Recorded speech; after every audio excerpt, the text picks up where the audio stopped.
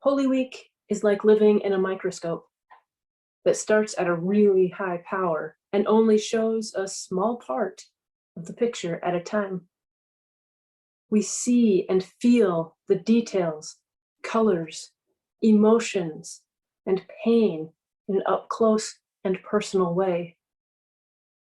We feel the betrayal, hear the people shouting, "Crucify him," and feel the pain and humiliation Jesus faced. And also feel the shame of Peter and the others who abandoned him. We are in it deep, and we cannot see beyond each moment of the journey through Holy Week. This is the world the disciples were living in. They knew what was happening around them, but they did not understand or know what was to come.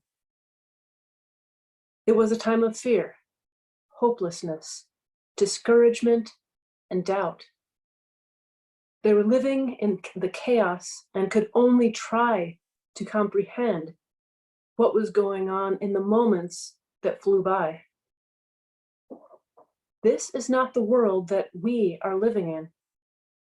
We are not restricted to the zoomed in, moment by moment view. Holy Week is also when we live in the odd space of already and not yet. We are going to walk through the days of pain and sorrow, suffering, death, and burial. We are tempted and sometimes taught to live in those days as if we truly feel the pain, sorrow, and suffering without knowing what is to come. We are tempted to be stuck in each moment with the disciples, pretending that we don't know how it ends. But we are not in the situation of the disciples, who wondered if they had been abandoned. We await the resurrection that is to come on the day of Easter, and we live in a world where it has already happened. If we are able to, all at the same time, see the zoomed in timeline of stories, one at a time, and see the stories of the whole timeline of Christ, then we can truly live in the already and not yet. As we recall pain and suffering, we also recall joy of the resurrection and knowing that the story did not end with death.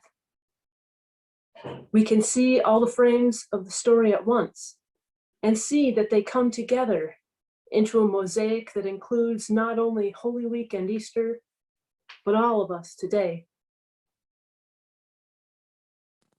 I do something called diamond painting. In diamond painting, you start with these little tiny facets, lots of different colors, and then they get placed onto a picture. But if you focus on that little piece of the picture, you don't know what the picture is. You see the pretty colors, you see the dark, you see the bright, you see colors that might clash, but you can't see all of it when you're zoomed up close. When you zoom out, you begin to see what that picture is going to be. You can see how the little details come together. You can see that there is a whole image with those thousands of little pieces. And isn't that sort of like what I've been talking about? If you only see things zoomed in close,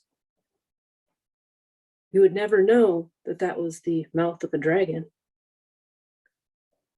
When you see it broad, you can see the whole story that's going on in the picture, just like you can see the whole story of the resurrection of Jesus.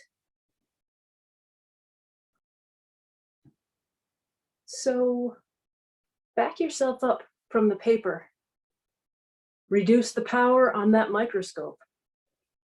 Zoom out on your screen. Do whatever you need to do to see the whole of the journey, beginning, middle, end, and beyond. Only then will you feel the true power of the resurrection, the connectedness of all of us to create the mosaic of the world.